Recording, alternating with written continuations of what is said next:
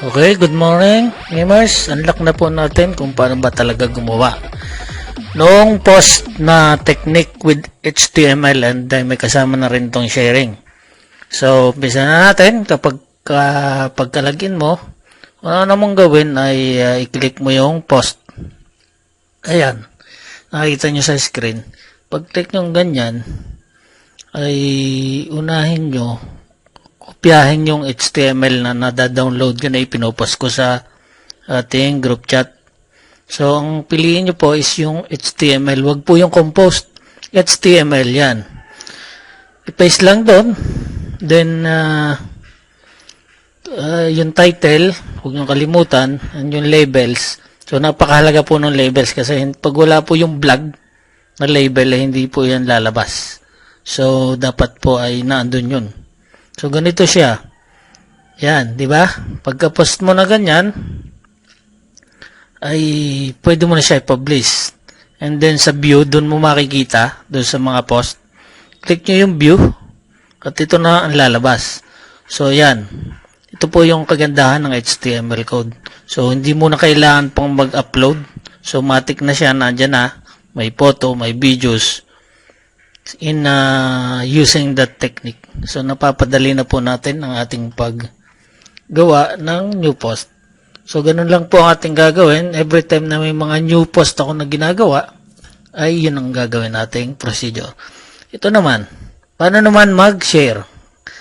O, yan. Ito yung opt-in form. Nagmatic na siya, nagtatanong. So, maganda rin po talaga yun yung opt-in form na yan. Okay? So, paano naman mag-share?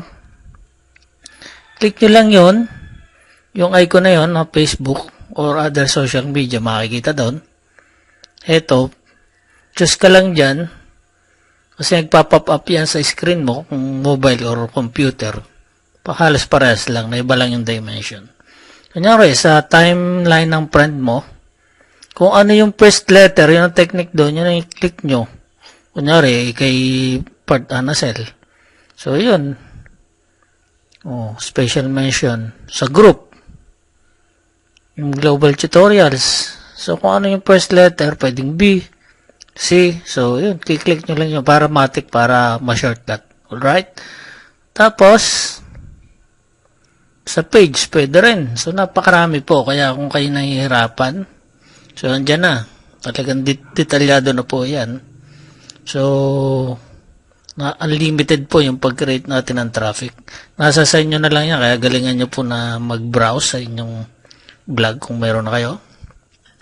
Doon naman sa mga wala pa, I recommend na magkaroon na kayo kasi available pa yung ating unlimited this summer only. So, ito.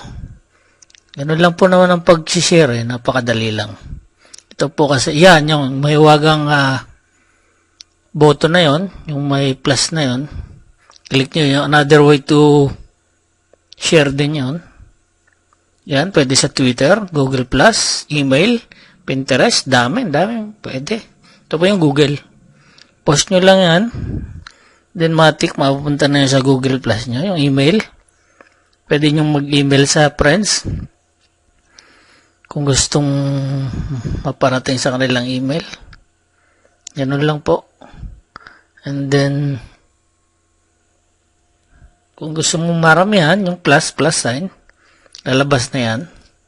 So, choose ka lang dyan. So, maraming paraan para makapag-share tayo ng ating mga post, ng ating blog. Kasi, once na nag-share ka dyan, hindi lang naman yung post na yung makikita riyan. So, marami pa siyang makikita aside from that particular post. So, make sure lang na nakapublic siya para makita ng lahat, baka maka-private. So, yun, paalala. So, napakadali. Ganun lang po ang pag-create ng new post with this technique. Kaya ko po yung ginawa kasi napakarami na nating subscriber. So, kayo na po yung bahalang maglagay. At anytime naman, pwede kayong gumawa ng sarili nyo yung post. At least, alam natin kung paano gawin. So, napakahalaga ng bagay na yan. Yun po yung basic sa pag-vlog or vlogging technique. Nakaraniwan ito po yung ginagamit ng halos mga professional na online marketer. So, ganun lang po. So, pinapakita ko ulit diyan kung paano gumawa. So, maraming salamat. Ayan. Sana po ay may natutunan kayo. God bless us all.